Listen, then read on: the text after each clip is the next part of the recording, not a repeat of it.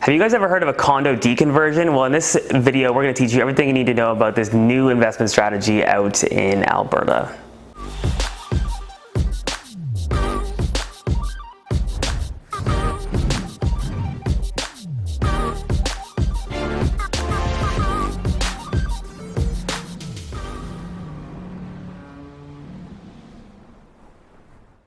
What's going on, guys? Josh and Aaron back for another Finance Friday, and in today's episode we are going to dig into a strategy that we actually haven't talked about on this channel before. It is called the deconversion. So it's probably what you're thinking, but it's a pretty unique investment strategy. It only works in certain areas in the country, and it's quite profitable if you can execute at a high level. So let's get right into it. What is a deconversion? Well, a deconversion kind of stems back from, going to a place where you have low rent per unit. So predominantly we see this in Alberta, in places that have low cost per unit. And what the strategy is acquiring all of the units inside of an entire building and then creating a single building out of it, deconverting the actual condo corporation, meaning dissolving the condo corporation, creating a single title, and then renting that entire building out at market rent,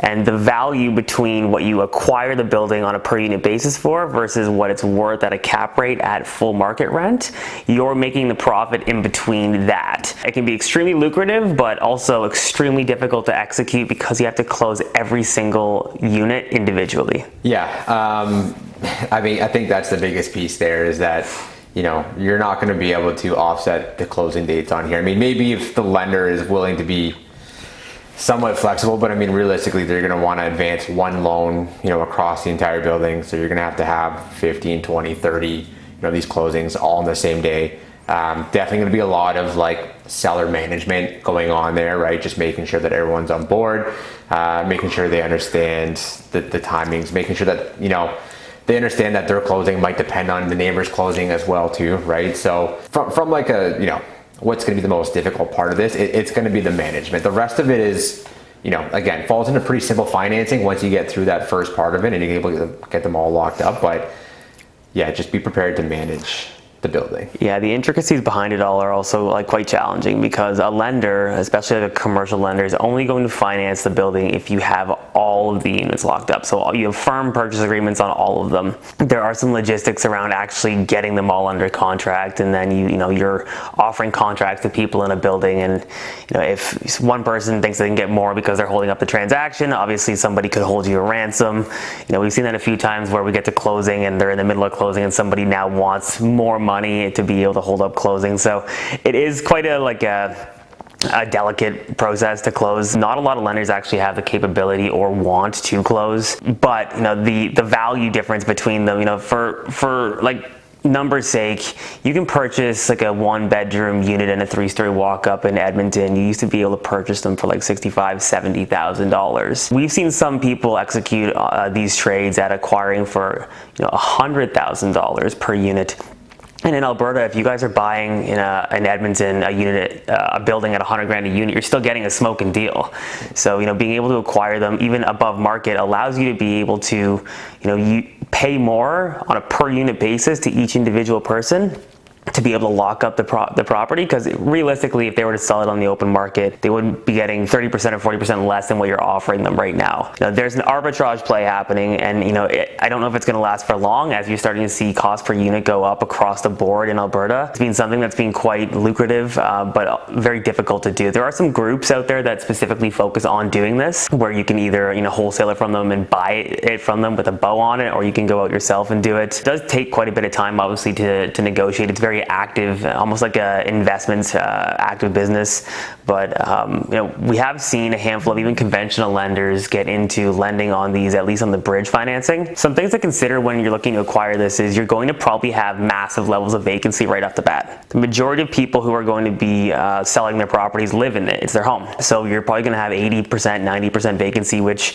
if you're looking to execute, it's probably a good thing. You got the vacancy, you can go in right away, you can do all your renovations, you can upgrade all the units, interiors, exteriors. The idea here is to then dissolve the condo corporation. Now, usually the condo corps, because they have condo fees coming in, there's money inside that condo corp. So because you own all the units, you get all the money inside the condo corp too. So sometimes there can be $80,000, $150,000 in there, can go towards helping with renovations and whatnot. But you guys get that, on closing. And then when it comes to actually executing, it's just a matter of doing the same thing as a BRRRR. Once you have the vacancy, going in, renovating, and then leasing them out at market. Doing this there are a ton of 3-story walk-up multifamily buildings in Edmonton to do this with. That gap between what you can buy it for and what market on a per unit basis, a good deal is slowly shrinking. But we've seen this actually executed a handful of times throughout the city.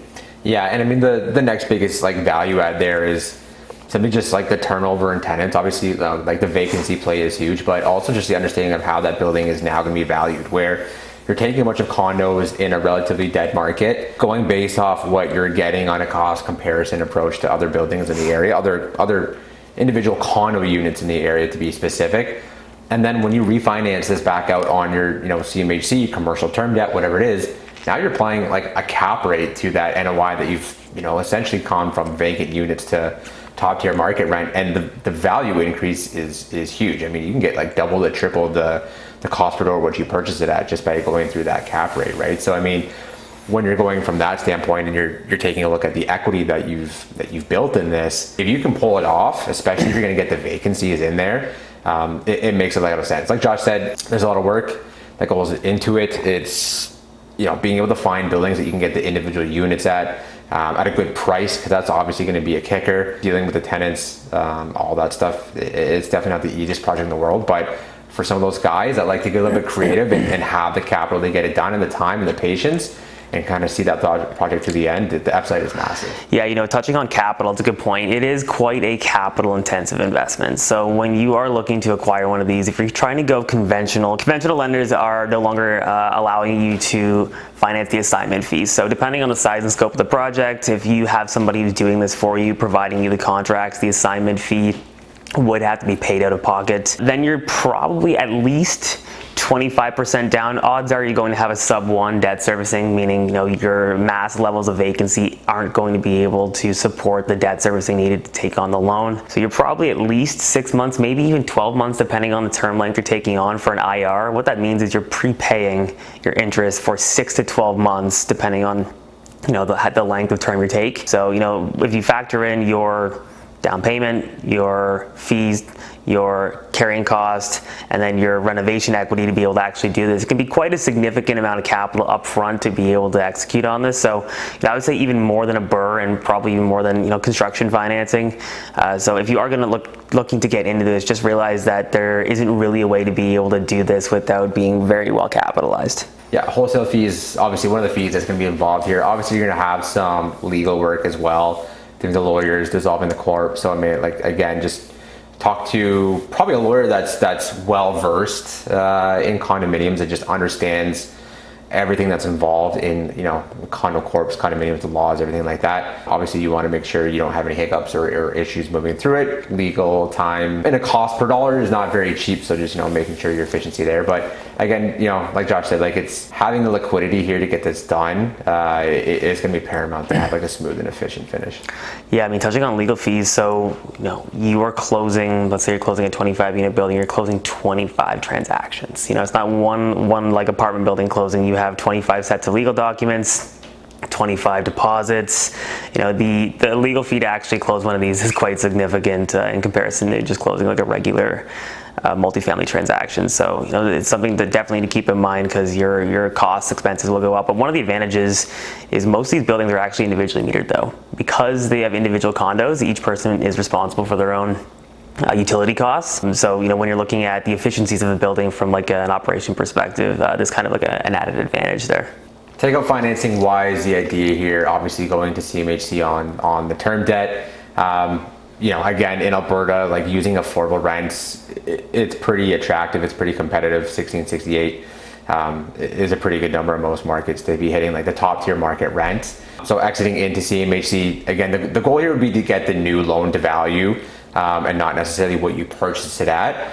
Now there's gonna be a few things that kind of play into the ability to get full loan to value and not maybe a slightly different underwriting structure with CMHC. If you can get full vacancies on the purchase, probably going to give you a better likelihood of CMHC allowing you to have full loan to value versus if the tenants stay and it comes across as you're kicking those tenants out, CMHC is probably less likely to give you full loan to value and more based off of like a purchase plus cost approach here. So obviously best case scenario, when you go to refinance, you're getting up to 95% of that new value, again, based on the cap rate. So it's nice and juicy. Worst case scenario, you go through a refinance, you're getting your purchase plus cost done. And then once the building's stabilized for 12 months, you go back to CMHC, you can get a secondary pari passu mortgage, pull out the remaining equity there. But again, like the goal here, depending on how the tenant situation is structured and the underwriter at CMHC too, I suppose, trying to get 95% on the refinance in one swoop. Yeah, I mean, the strategy is one that's quite unique to just really Alberta. I'm sure it happens in other provinces that have like a low cost per unit basis, but I guess the moral of the story here is there's still lots of people executing on unique investment opportunities in the country. You have rental growth in some areas. You have the ability to be able to still use these phenomenal products to be able to execute on your strategy. There's still lots of people who are looking to make offers in this market. People who are looking to do this. It does just take, again, a little bit of time and effort to be able to make that happen. If you do have any questions about this specific strategy, or you want to know more about how you go about doing this, or get in touch with people who can put these deals together for you, feel free to reach out to Aaron and myself. We're happy to walk you through how this works. If you did like this video today, please hit the subscribe button, hit the like button. It allows us to make more content like this for you. We really appreciate you guys watching today, and we'll see you next time.